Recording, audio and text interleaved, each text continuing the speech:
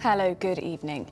Much of Wales has today been dealing with the aftermath of yet another storm as high winds and heavy rainfall affected several communities.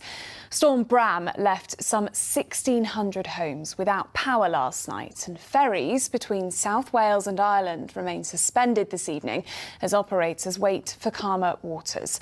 Well, tonight we're live across the country with the we'll move to the north now because there was disruption on the railway last night after a Blaenau for Stiniog bound train struck a tree. Transport for Wales says the service has now returned to normal. Our reporter Ian Lang is live in the Conwy Valley this evening. Ian, what more do we know? And were any buildings damaged as a result, Ian? Just tell us a bit more about how Holyhead Port has been affected by the bad weather, Ian. And we'll, of course, have a full weather forecast for you later in the programme. Next tonight, a Blackwood man says he feels let down after his father waited 6 hours for treatment of a suspected head trauma.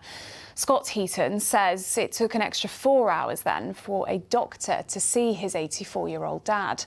It comes on the day of a Senedd debate on corridor care after the Royal College of Nursing and British Medical Association joined forces to garner 10,000 signatures in a petition against the practice.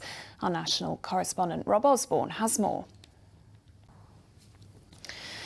As Christmas closes in, we all know the strain the festive season can put on household budgets. But one charity in Wales says more than 1,000 parents, children and young people struggling with just the basics have needed its help in the past year. 30% of their applicants are said to be from working families, and there are calls tonight for more to be done to help those facing such hardship. Isa Farfall reports. Still to come. Nick Miller will hopefully be able to bring us some better news on the weather front. But first, it's an emotional subject and one that divides opinions. But a bill to allow terminally ill adults to take their own lives is currently making its way through the House of Lords.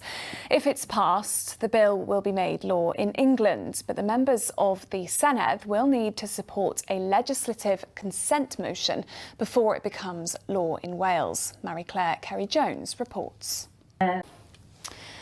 Cast your minds back to the start of the year, and you may remember when the Japanese ambassador to the UK became an internet sensation after declaring his love for Wales and learning the national anthem.